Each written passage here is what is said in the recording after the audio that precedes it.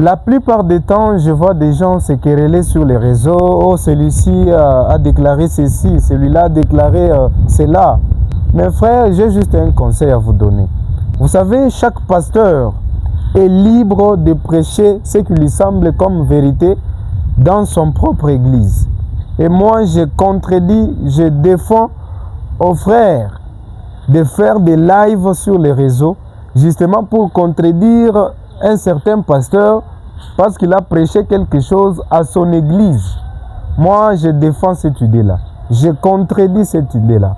Ce n'est pas de mes habitudes de prendre la prédication d'un pasteur qui a été prêché dans son église devant ses brebis pour venir la décortiquer sur les réseaux sociaux. Ça, c'est être impoli spirituel.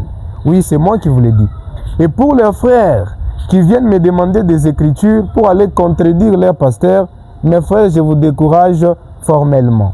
Pourquoi? Parce que moi, je suis un évangéliste, un prédicateur évangéliste.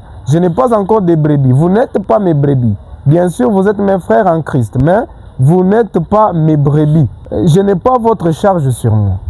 Ce n'est pas moi qui prends soin de vous. Je ne suis pas là pour vous guider spirituellement. Je suis là justement pour partager la parole. Et surtout que sur les réseaux, il y a d'autres qui n'ont jamais rencontré cette lumière. Voilà pourquoi je prêche sur les réseaux pour éclairer aussi les autres. Mais je ne suis pas ici pour contredire ou pour créer une dénomination. Non, non. Je suis là pour prêcher ce qui me semble vérité. Je ne suis pas là pour contredire les autres ou pour manquer de respect aux autres. Lorsque vous venez vers moi pour chercher des écritures, c'est bien, mais pas pour aller contredire votre pasteur. Si votre pasteur a prêché quelque chose qui est contre ce que moi j'ai toujours prêché, mes bien-aimés, je vous conseille de croire ce que votre pasteur a dit. Si votre pasteur vous a dit qu'il est bien d'aller se marier en dehors du message, obéissez à votre pasteur, parce que c'est lui votre berger, c'est lui qui répondra pour vous. Moi, je ne suis pas un berger, je ne suis pas pasteur, je suis juste un prédicateur, évangéliste, artiste, musicien. Alors, à ce qui regarde la musique, si j'ai joué une musique qui vous semble un peu bizarre, qui vous semble un peu déplacée, venez avec le respect.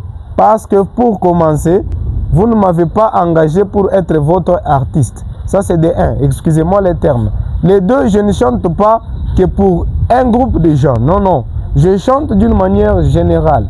Et rappelez-vous que la musique est l'art de combiner les sons d'une manière agréable à l'oreille. Ça, c'est la définition de la musique. La musique n'est pas l'art de combiner les sons d'une manière